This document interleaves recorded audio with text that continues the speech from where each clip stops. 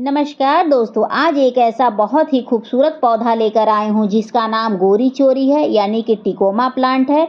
और बता दें दोस्तों कि इसकी ढेरों वैरायटी आती है। अगर आपने नहीं लगाया है तो इस पौधे को ज़रूर लगाइए।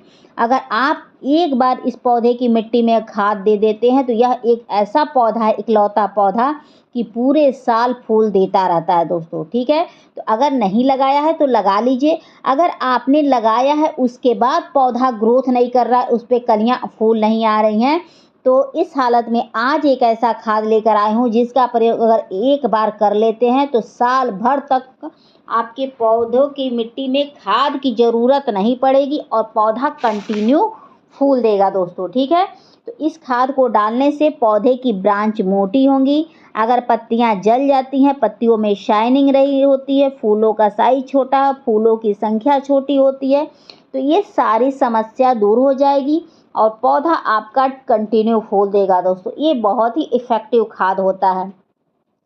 आप चाहें तो इस खाद का प्रयोग आप हर तरह के फूल वाले पौधे में कर सकते हैं दोस्तों। ठीक है, एक चीज़ और बता दें कि जो यह पौधा होता है लो मेंटेनेंस होता है, लेकिन थोड़ा सा गमले में लग जाता है तो इसकी केयर करनी पड़ती है और खाद थोड़ा सा देना पड़ता है दोस्तों। ठीक है, तो हम इस पौधे की आपको केयर करना बता देंगे, उसके बाद हम खाद देना बता देंगे दोस्तों। ठीक है, क्योंकि जो भी पौधा अगर आपने गमले में लगाया है, केयर उसकी नहीं करेंगे या केयर उसकी करनी आपको नहीं आती है, कोई भी खाद डालेंगे वह पौधा कतई ग्रोथ नहीं करेगा। ठीक है, तो चलिए हम केयर करना बता देते हैं, उसके बाद हम कौन सी खाद डालना है वो भी बताएंगे लगे हाथों।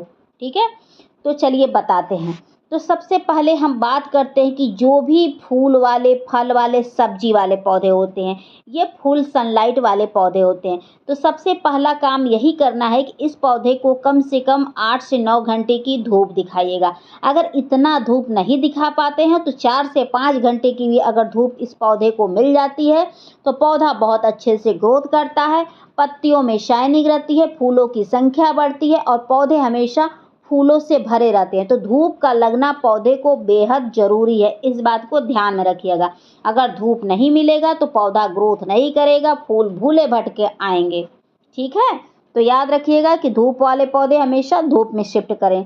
अगला ज़रूरी यह है कि आप चाहते हैं कि आपका पौधा हमेशा ग्रोथ करे, तो उसके लिए क्या करना है कि आप अपने पौधे की मिट्टी में थोड़ी नमी बरकरार रखिएगा। नमी रहने से ये होता है कि जो फूल आते हैं वो लंबे समय तक रहते हैं, एक भी पौधे की पत्तियां झुलसती नहीं हैं, फूल बहुत अच्छे से खिलते हैं, कंटिन्यू खिलते हैं। ठीक है, तो नमी रखिएगा। ये नहीं है कि पानी टिके, पानी नहीं टिकना चाहिए, बस मिट्टी हल्की फुल्की गीली होनी चाहिए। और अगर आपके यहाँ गर्मियाँ पड़ती हैं तो 2 बार पौधों की मिट्टी में पानी देना सीखिए। पानी की कमी से भी पौधे पर फूल आने में काफ़ी समय लग जाता है, इस बात को ध्यान में रखिएगा कि पानी की कमी भी नहीं होने दीजिएगा और पानी की अधिकता भी नहीं होनी चाहिए। ठीक है, इतना पानी होना चाहिए कि नमी मात्र रहना चाहिए। ठीक है, इस बात को ध्यान रखिएगा। अगर आपने इस पौधे को गमले में लगाया है तो कम से कम 6 महीने में एक बार खाद तो आप दे ही दीजिएगा, क्योंकि जो गमले की मिट्टी होती है सीमित होती है, सीमित मिट्टी में पौधों को फूल देना रहता है।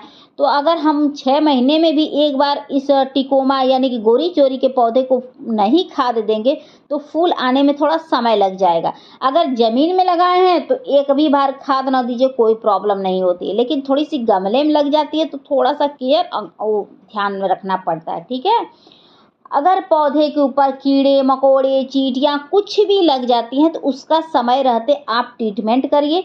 अगर आप ऐसा नहीं करते हैं तो कीड़े मकोड़े धीरे धीरे पौधे की ब्रांच का रस चूस लेती हैं, कलियों का रस चूस लेती हैं, जड़ों तक पहुंच जाते हैं कभी कभी कीड़े मकोड़े, जिसके कारण पौधे हमारे अचानक से सूख जाते हैं या कभी खराब हो जाते हैं, कभी झुलस जाते हैं। तो इन सब बातों का ध्यान रखिएगा। उसके बाद अगला कार्य यह करना है कि आप साल में एक बार पौधे की कटाई छटाई करिएगा। उससे ये होता है पौधा घना होता है, बूशी होता है, और जब पौधा घना और बूशी होता है तो उस पर बहुत ज़्यादा फूल और कलियाँ आते हैं दोस्तों, इस बात को ध्यान में रखिएगा। और आप चाहें तो इस पौधे की कटिंग मानसून के समय में लगा सकते हैं, यह एक ऐसा इकलौता पौधा होता है कि बहुत कम समय में ग्रोथ कर जाता है। तो यह पौधा अगर आपने नहीं लगाया है तो कटिंग से लगा लीजिए और जो मैं केयर बता रही हूँ, जो मैं खाद बता रही हूँ उसको डालते रहिएगा। फिर देखिएगा कि आपके गार्डन में कभी फूलों की कमी नहीं होगी। तो खाद डालने से पहले मिट्टी की खुदाई कर लीजिएगा। मिट्टी की खुदाई कर लेने से ये होता है मिट्टी थोड़ी ढीली होती है, मिट्टी की उर्वरा शक्ति भी बढ़ने लगती है।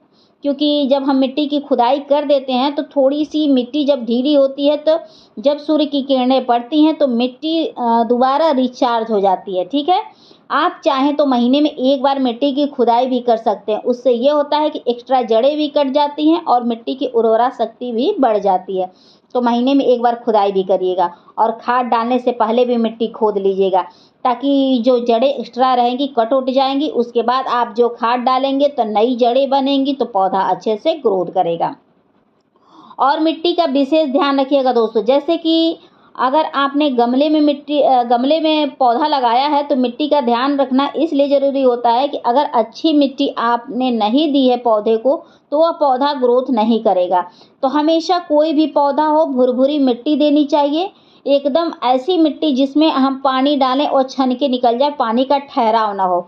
तो ऐसी मिट्टी में आप कोई भी पौधा लगा देते हैं तो वो पौधा ग्रोथ भी करता है, उस पे कंटिन्यू फ्लावरिंग आती है दोस्तों, बिना रुके आती है। तो मिट्टी का विशेष ध्यान देना चाहिए, गमले का चुनाव अच्छा करना चाहिए, वो भी बहुत इम्पोर्टेंट होता है।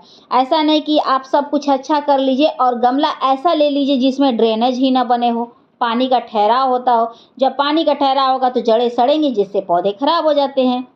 उसके बाद मैंने ये डीएपी लिया है। डीएपी डालने से ये होता है कि जो पौधे की ब्रांच होती है वो मोटी होती है, जड़ों का विकास बहुत अच्छे से होता है। इसको डालने से पौधा स्वस्थ रहता है, जब पौधा स्वस्थ रहता है तो उस पे फ्लावरिंग बहुत अच्छे से आती है दोस्तों। तो इसका भी प्रयोग आप लंबे समय पर करिएगा, ये नहीं कि आप 15-15 दिन पर कर दें, नहीं। जैसे कि आप 1 महीना पर कर सकते हैं, मिनिमम 1 महीना पर, नहीं तो 2 महीना, 3 महीना, 6 महीना बाद भी कर सकते हैं, लेकिन जल्दी-जल्दी ना करिएगा। जल्दी-जल्दी करेंगे तो पौधे की पत्तियाँ लाइट कलर की हो जाएँगी, जिससे यह देखने को मिलेगा कि धीरे-धीरे पौधा करके सूख जाएगा। तो कभी भी जल्दी-जल्दी खाद नहीं देना चाहिए और ख़ास तौर से रासायनिक खाद। उसके बाद मैंने ये केचुए की खाद लिया। केचुए की खाद डालने से ये होता है कि पौधे की मिट्टी की जो उर्वरा शक्ति होती है वो बढ़ती है। कैसे बढ़ती है? क्योंकि जब हम केचुए की खाद डालते हैं और ख़ास तौर से मानसून समय में तो पौधे की मिट्टी में बहुत जल्दी केचुए उत्पन्न हो जाते हैं, जो मिट्टी की ताकत को भी बढ़ाते हैं, मिट्टी को ढीला भी करते हैं और समझिए कि मतलब मिट्टी को एकदम उपजाऊ ये कर देते हैं। तो यह डालना बहुत ही ज़रूरी होता है। जो पौधा कभी ग्रोथ ना करता हो, जिस पौधे पर भूले भटके कलियाँ फूल आते हों, जिस पौधे की कंडीशन बुरी रहती हो, उसमें इस खाद का प्रयोग करके देखिए, आपको बहुत अच्छा रिजल्ट मिलने वाला है। उसके बाद मैं ये नीम खली ली हूँ। नीम खली डालने से ये होता है कि मिट्टी के अंदर कोई भी कीड़े-मकोड़े नहीं उत्पन्न होते हैं। जब मिट्टी के अंदर कीड़े-मकोड़े उत्पन्न हो जाते हैं तो धीरे-धीरे हमारे जड़ों को खोखला करते हैं, जिसके वजह से हमारे पौधे की पत्तियाँ झुलसने लगती हैं, पत्तियाँ सूख जाती हैं, कभी-कभी पौधा भी सूख जाता है। तो इसका भी प्रयोग आप महीने में 1 बार करिएगा, एक पौधे में 1 चम्मच डाल सकते हैं, ठीक है? लेकिन महीने में 1 बार करना बहुत ही ज़रूरी होता है, क्योंकि मिट्टी के अंदर कभी-कभी टाँड़ा उत्पन्न होते हैं, ऐसे स्नेल वाले कीड़े उत्पन्न होते हैं। बहुत ऐसे कीड़े होते हैं छोटे-छोटे जो हमारे पौधे के लिए हार्मफुल होते हैं, यानी कि नुकसानदायक मतलब हो जाते हैं, पौधों को नुकसान पहुँचाते हैं। तो उससे बचाने के लिए नीम खली ज़रूर डालना चाहिए। नीम खली नहीं है तो नीम ऑयल भी डाल सकते हैं या नीम की पत्तियाँ भी मिट्टी के अंदर दबा सकते हैं। उसके बाद मैं ये सेंधा नमक का प्रयोग कर रही हूँ। थोड़ा-सा ये मेरा सेंधा नमक धुंधला दिख रहा होगा, क्योंकि बंदर आए थे लोग और फर्श पर गिरा दिए थे लोग, तब फर्श पर से उठाए तो थोड़ी गंदगी भी चली गई। तो सेंधा नमक का प्रयोग करने से ये होता है कि मिट्टी के अंदर जो जड़ें होती हैं, अगर उन्हें कोई गंभीर समस्या है या गंभीर बीमारियों से अगर जड़ें जूझ रही होंगी, तो वो समस्या दूर हो जाएगी और पौधा स्वस्थ रहेगा और हमेशा फूलों से भरा रहेगा।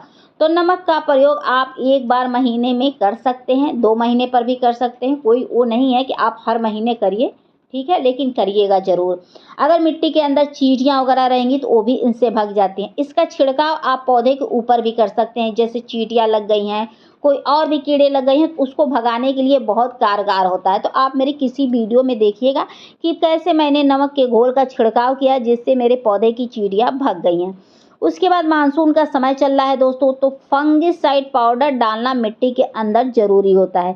ज़्यादातर पौधे फंगस के चपेट में आकर मर जाते हैं, जैसे कि उनकी जड़ें पूरी सड़ जाती हैं, खोखली हो जाती हैं, जिससे पौधा हमारा सूख जाता है। तो पौधे की जड़ों को मजबूती प्रदान करने के लिए 1 चम्मच फंगिसाइड पाउडर मिट्टी में डालना बेहद ही ज़रूरी होता है, ख़ास तौर से महीने में 1 बार, ठीक है? और ये भी ज़रूरी होता है कि मानसून में तो आप डालिए ही डालिए, क्योंकि जो मानसून का समय होता है, पौधे की ग्रोथ तो बढ़ाता ही है। कभी-कभी थोड़ा-सी हमारी लापरवाही से फंगस वगैरह भी मिट्टी के अंदर उत्पन्न हो जाते हैं, जिससे हमारे पौधे खराब हो जाते हैं। उससे बचाने के लिए फंगिसाइड पाउडर डालना बेहद ज़रूरी होता है पौधों में।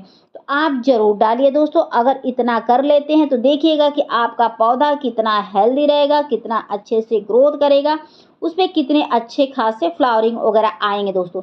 एक चीज़ और करिएगा कि पौधे की मिट्टी में अगर खरपतवार निकल आए, उसको भी आप ध्यान रखिएगा। पौधे की मिट्टी पर अगर सूखे हुए फूल हों, पत्तियाँ हों, गिर जाती हैं, तो उसको भी हटाते रहिएगा, क्योंकि अगर आप उसको नहीं हटाते हैं तो पौधे की मिट्टी पर स्नेल वगैरह उत्पन्न हो जाते हैं। जो स्नेल पौधे की जो मिट्टी के अंदर जड़ें होती हैं, उसको धीरे-धीरे खोखला करने लगते हैं, खाने लगते हैं, ठीक है?